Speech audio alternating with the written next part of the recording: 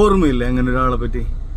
പണ്ട് പാടത്തെ കണ്ടം ക്രിക്കറ്റ് കളിയിൽ 6 അടിച്ചിരുന്ന, നല്ല തീപ്പൊരി ബോൾ എറിഞ്ഞിരുന്ന, എല്ലാ കാര്യങ്ങൾക്കും നേതൃത്വം കൊടുത്തിരുന്ന ഒരാള്, ആ നാട്ടിലെ ഹീറോ എന്നൊക്കെ അറിയപ്പെടും.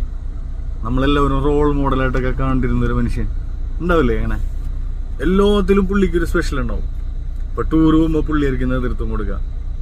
ആ നാട്ടിലെ വല്ല അവിടെ ഒരു ക്ലബ് ഉണ്ടെങ്കിൽ ആ ക്ലബിന്റെ സെക്രട്ടറി പ്രസിഡന്റൊക്കെ ആയിരിക്കും. അവിടുത്തെ കലാപരിപാടികളെല്ലാം പുള്ളിയുടെ ഒരു നേതൃത്വം ഉണ്ടാവും. എല്ലാത്തിന്റെ ഒരു നേതൃത്വത്തിൽ പുള്ളി ഉണ്ടാവും.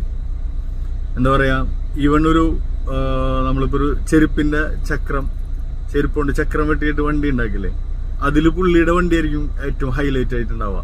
അതിൽ പുള്ളിയുടെ വണ്ടിയിൽ കുറച്ച് ഡെക്കറേഷൻസ് ഒക്കെ കൂടുതലുണ്ടാവും. അതുപോലെ എല്ലാവരും നമ്മളിങ്ങനെ സൈക്കിളിന്റെ ടയർ ഇങ്ങനെ വടി വെച്ച് ഇങ്ങനെ ഉരുട്ടുമ്പോ പുള്ളി ചിലപ്പോൾ സൈക്കിളിന്റെ വീലടക്കമുള്ള വണ്ടിയായിട്ടായിരിക്കും വരിക. അങ്ങനെ എല്ലാത്തിലും പുള്ളിക്ക് ഒരു ലീഡർഷിപ്പ് ഉണ്ടാവും. എല്ലാത്തിലും ഒരു ഹീറോ ആയിരിക്കും പുള്ളി. ഉണ്ടാവില്ല അങ്ങനെ നാട്ടിലെ എല്ലാ കാര്യങ്ങൾക്കും, ആ നാട്ടിലെ എല്ലാവരുടെ എല്ലാ കാര്യങ്ങൾക്കും എപ്പോഴും മുന്നിട്ടിറങ്ങുന്ന ഒരാള്, എല്ലാവരും ഒരുപാട് പ്രതീക്ഷ വെച്ചുകൊണ്ടിരുന്ന ഒരു മനുഷ്യൻ അല്ലേ? എന്താ പറയാ, ആ നാട്ടിലത്തെ എല്ലാവരാലും ആരാധിക്കപ്പെടുന്ന, ബഹുമാനിക്കപ്പെടുന്ന ഒരു വ്യക്തി. നമ്മളൊക്കെ ചിലപ്പോ അദ്ദേഹത്തെ ആയിരിക്കും റോൾ മോഡലായിട്ട് കണ്ടിട്ടുണ്ടാവുക. അയാൾ ഉപയോഗിക്കുന്ന എല്ലാത്തിനും ഒരു സ്പെഷ്യൽ ഉണ്ടാവും. ബൈക്കിനായാലും സൈക്കിളിനായാലും എല്ലാം. അന്ന് ബൈക്കും സൈക്കിളൊക്കെ അല്ലേ ഉള്ളൂ. അതിനൊക്കെ ഒരു സ്പെഷ്യൽ സംഭവങ്ങൾ ഉണ്ടായിട്ടുണ്ടാവും. നമ്മളൊക്കെ അതേപോലെ ആവണം എന്നൊക്കെ ആഗ്രഹിച്ചിരുന്ന ഒരു സമയം ഉണ്ടാവും. അങ്ങനെ ഈ ഒരുപാട് കമ്മിറ്റ്മെന്റും ഒരുപാട് ആൾക്കാരുടെ സ്നേഹവും ഇഷ്ടമൊക്കെ ഏറ്റുവാങ്ങി ഒരു പക്ഷെ ആ നാട്ടിൽ നിന്ന് എവിടേക്കും പോകാൻ പറ്റാതെ അദ്ദേഹം ആ നാട്ടിൽ തന്നെ സ്ഥിരമായിട്ടുള്ള ഒരാളായിരിക്കും.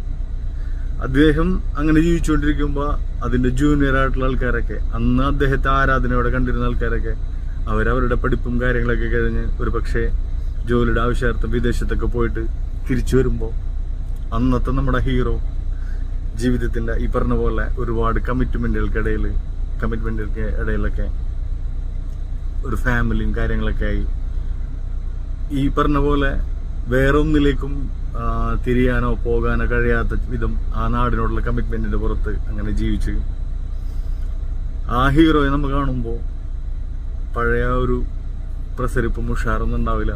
ഒരു സാധാരണ മനുഷ്യനെ പോലെ നമുക്കിടയിൽ ഒരു സാധാരണ ജീവിതം നയിച്ചുകൊണ്ട് നമുക്കിടയിൽ ഉണ്ടാവും. നമ്മൾ കാണുമ്പോൾ വളരെ പതിഞ്ഞ ശബ്ദത്തിൽ ചിലപ്പോൾ നമ്മളോട് ചോദിക്കും, നീ എപ്പോ വന്നു, സുഖമായിട്ടിരിക്കണം എന്ന് പറഞ്ഞിട്ട് ഇങ്ങനെ നടന്നു പോകുന്ന നമ്മൾ ചെറുപ്പകാലത്ത് ആരാധനയോടെ, അതായത് ഒരു ആളുടെ കരിയർ വരെ എന്താവണമെന്നൊക്കെ തീരുമാനിച്ചിരുന്ന അല്ലെങ്കിൽ അഡ്വൈസ് ചെയ്തിരുന്ന ഒരാളായിരിക്കും അവർ. പക്ഷേ